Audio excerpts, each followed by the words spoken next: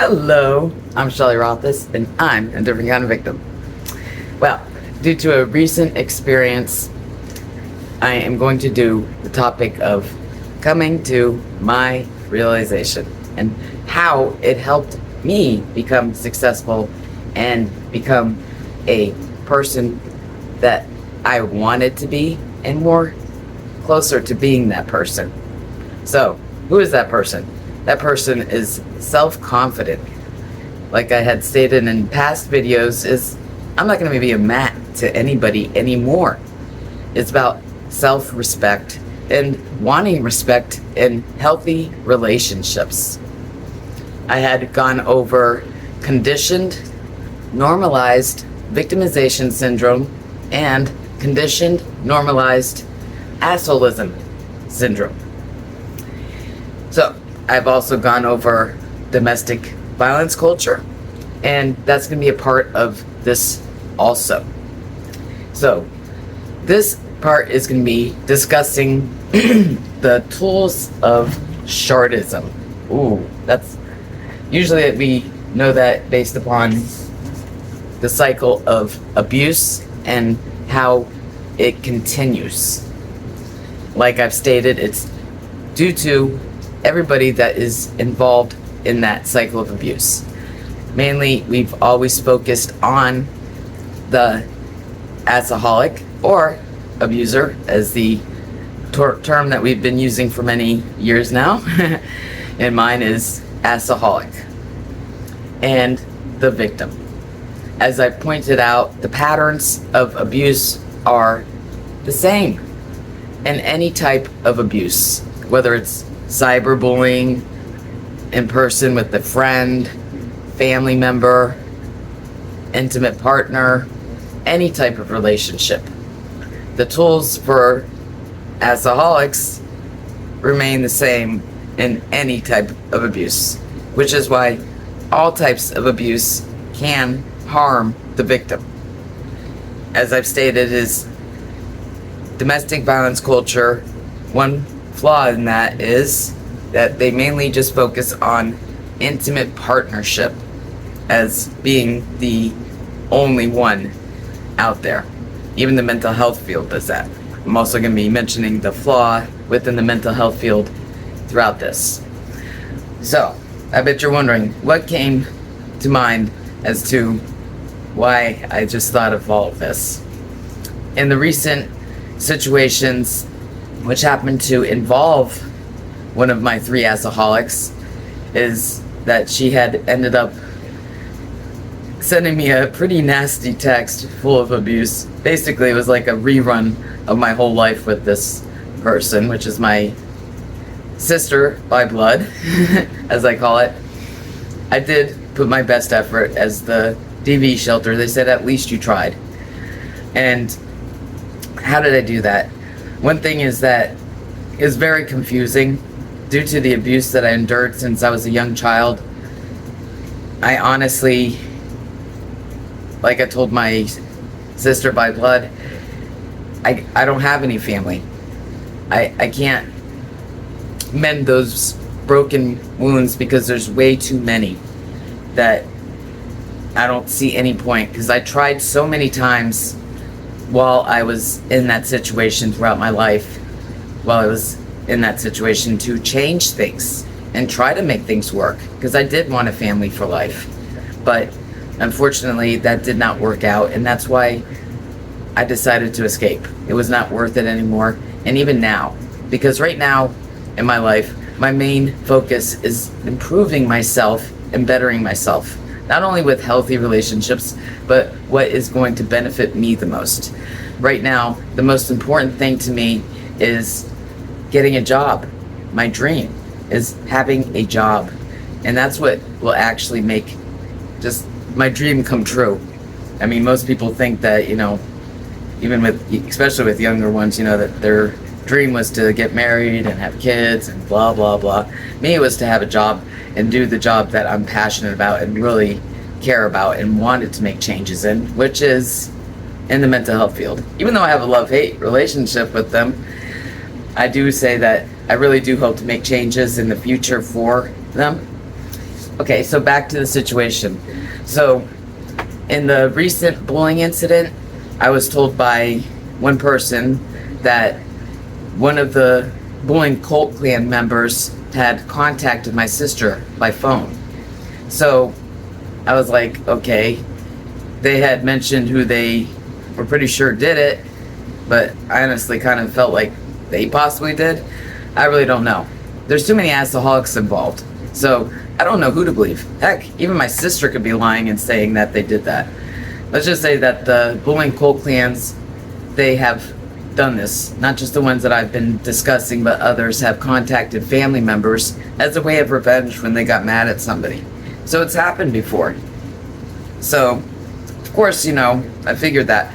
So, what ended up happening is I was kind of thinking, because the only two people I could consider that would, be able to do that and get that information would have been the two people that were in the group that I had said that Unshorn Wizard had destroyed on me. That was very special to me. So, of course, in the past, I would have thought, no, Unshorn Wizard do something that cold? No way, he would never do that. Well, I had to think about the things that he did do especially in the recent bullying incident. Of course, they're trying to change what he said as to what he meant by it.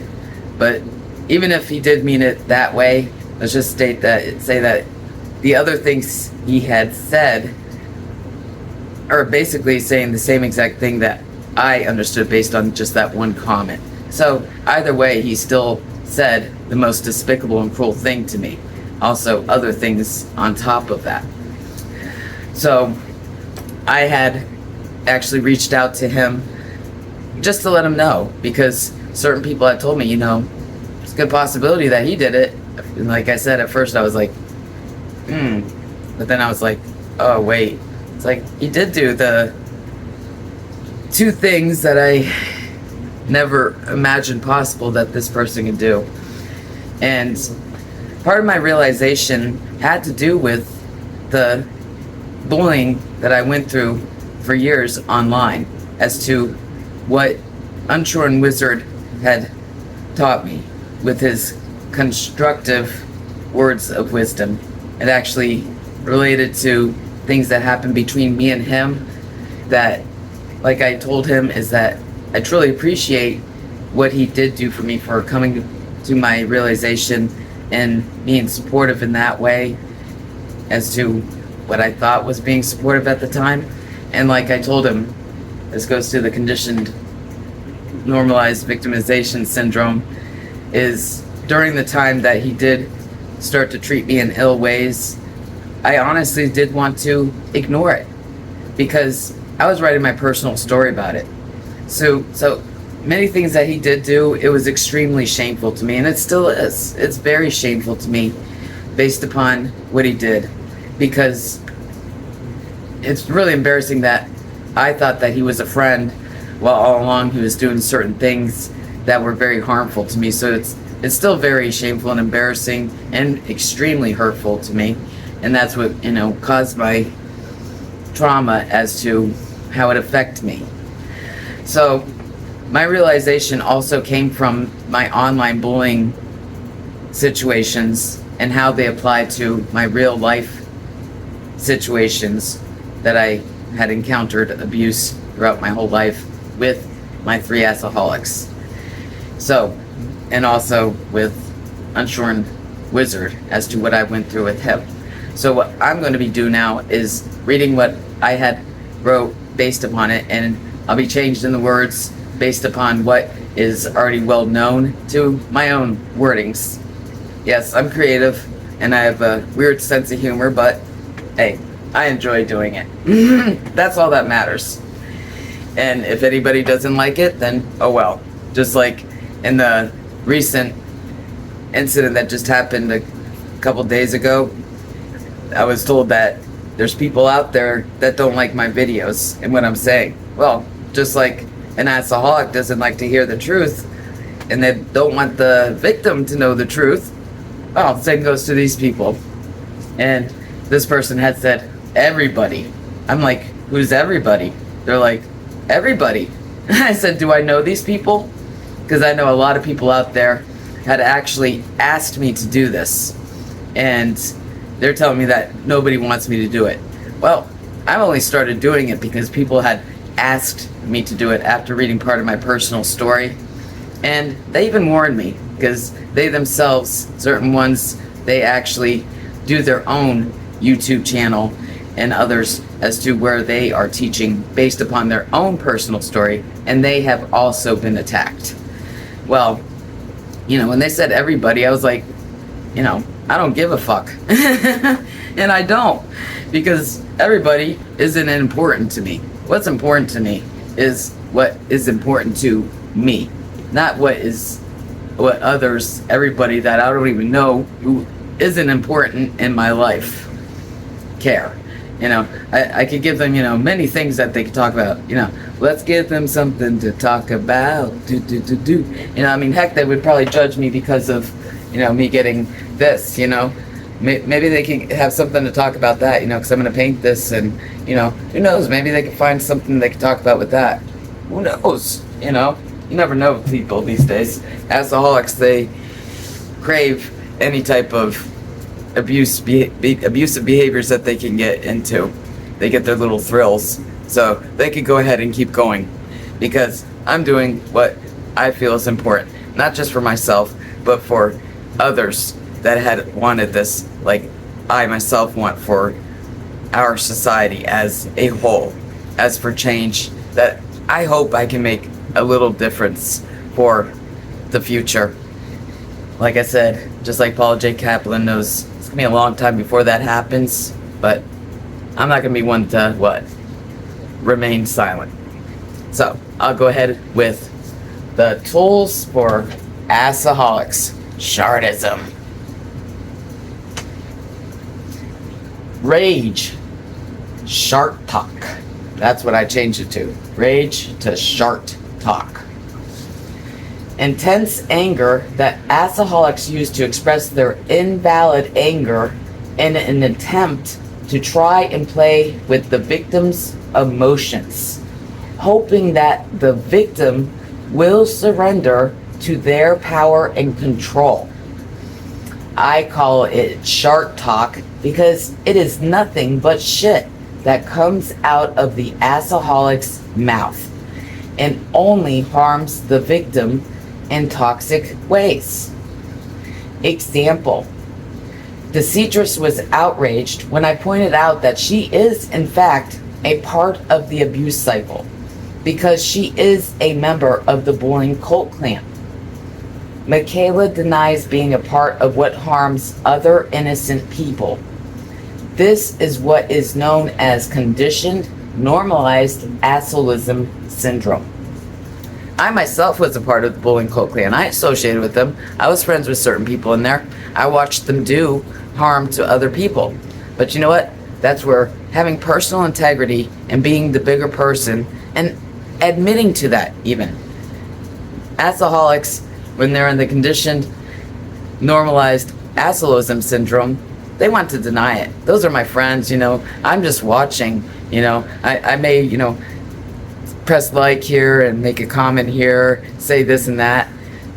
But you know what? Just like I said, anybody that encourages, engages, or they all enable it. They enable the abuse in all types and forms of abuse, whether you want to admit it or not. Unshorn Wizard had verbally attacked me by twatting lies that he believed about me. Unshorn Wizard also blamed me for the abuse that was happening to me. Unshorn Wizard abandoned our friendship and blamed me for why it ended. Gaslighting, fart bombing. That's what I'll call that. This is when the assoholic attempts to convince the victim that they are the reason why they are angry. One of the most popular forms of shartism is the fabrication of the victim's mental health. Fabrication is attempting to try and make the victim believe that they are not capable of maintaining their mental well-being on a regular basis. I call it fart bombing because the assoholic is like a person who has gas issues on a regular basis. The assoholic never stops trying to manipulate the victim into believing that they are the problem and are a bad person. Example, when I didn't surrender to Deceitress's shark talk, she then attempted to convince me with her made-up fabrication that I am the one who is mentally unstable.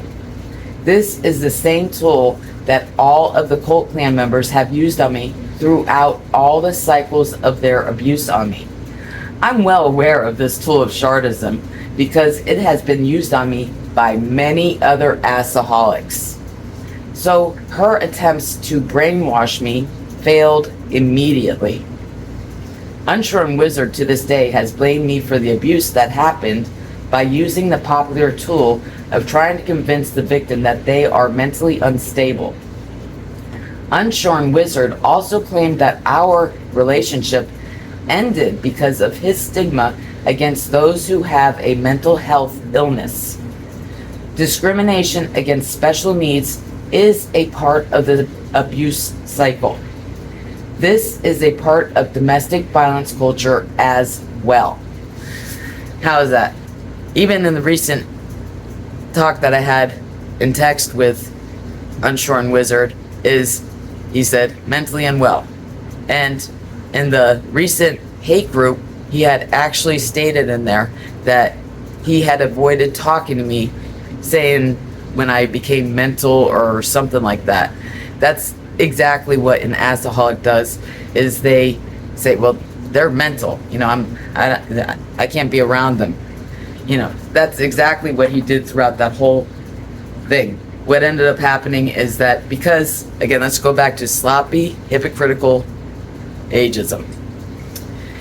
Well, Unshorn Wizard was approached because, a girl and a guy, friends, that only means that we're going to have sex or we're going to, who knows? But that's exactly what you think of when you think of immature children. So let's give an example of what we think of that. So when there's a young child, maybe, let's say, 10 years old, a 10-year-old boy and a 10-year-old girl. The popular thing, well-known thing that you would think of is, say, Jimmy and Jennifer are friends, and the other kids, Jimmy and Jennifer are together. Oh, they're doing it. Well, hopefully they're not doing it at that age, but that's exactly the type of reaction that we expect from immature children. When in actuality, there we go, adults do the same thing. So I spoke with other friends, even males and females, based upon what Unshorn Wizard had said in there. He was insulted that they were claiming that me and him were together as more than friends. So even my friend Nina, who had many male friends, I told her what he had claimed, that he was insulted, or not even, he didn't say insulted, he just said, yeah, I would never be with her, or something that was said. That's what I was told he said. And when I was actually approached based upon it, all I said was, well, we're just friends. I didn't say, I would never be with him. Like, ew. That's exactly what we think of with immature kids. They're pretty cruel. We think that it's just kids, but adults can be just as cruel.